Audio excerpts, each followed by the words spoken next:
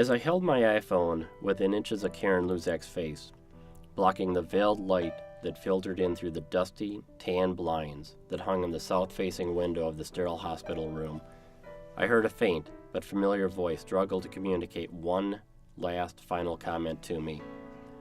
"That is the ugliest dog I have ever seen. You are not going to get that dog."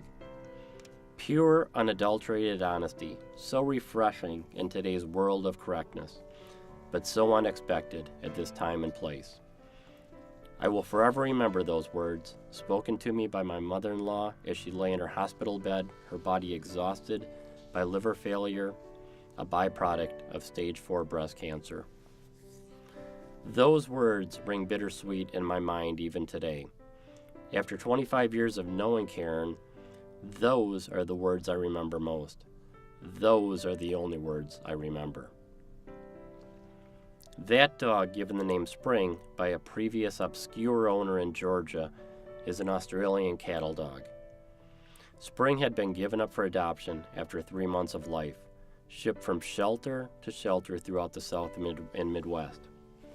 Spring's final home before salvation was a kill shelter in Bullitt County, Kentucky, an ominous-sounding place if ever there was one. Running out of chances, Spring was saved by the Illinois Cattle Dog Rescue Association from certain death, or as they call it, euthanasia. Over 90% of dogs that enter a shelter never leave the shelter.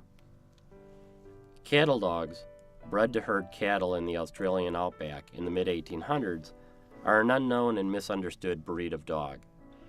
Cattle dogs, often called blue heelers, have DNA that directs them to herd by nipping the heels of cows or people.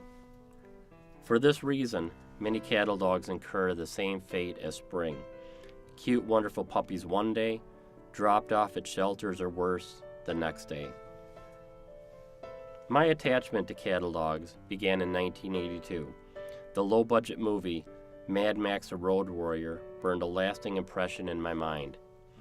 Max, played by a young Mel Gibson, had as his only companion in the post-apocalyptic Australian outback a cattle dog, appropriately named Dog.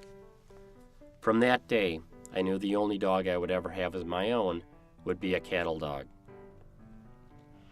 That dog, Spring, I found at petfinder.com to replace Keisha and Misty, our 2 longtime companions who both passed away within months of Karen's death, one from old age, the other from cancer.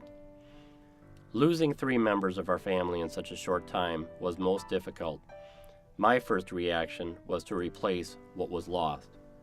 Not soon after Karen's funeral, I brought up adopting that dog to my wife. "No, I can't handle a new dog right now," my wife proclaimed. "Besides, she's in rough shape and she's not very good looking." After 20-some years of marriage, you learn when not to push the subject too far. This was one of those times. I brought the subject up no more. Weeks had passed, and I had given up hope of adopting Spring. I used work to take my mind off of the recent events, while my wife was still struggling with the acceptance of death. Life went on, and several more weeks passed before I left for a 2-week trip to Russia for work. Disheartened by my inability to adopt Spring, as well as leaving my wife in a time of great need. Business trips often create walls between my wife and me. Time zones, work, and life often get in the way of our communication.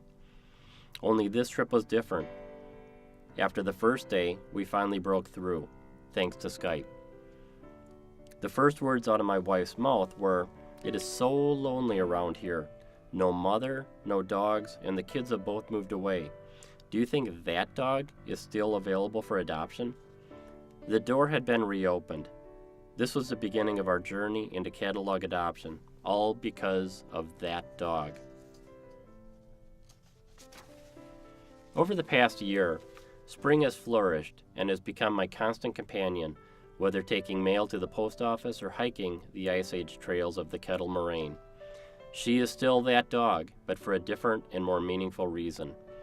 Spring has brought joy and happiness back into our world. Cattle dog rescue and adoption has opened my eyes to the plight of the many unfortunate dogs that end up in shelters and pounds for no other reason than just being unwanted. Spring has shown us that every life has meaning and value, and has been the impetus to drive us to support catalog rescue networks, dedicated to educating and adopting the hundreds of cattle dogs that become available every week. I have learned that sometimes the difference between life and death is us. Care and don't walk away. And that is how change happens. One thought, one gesture, one person, one moment at a time.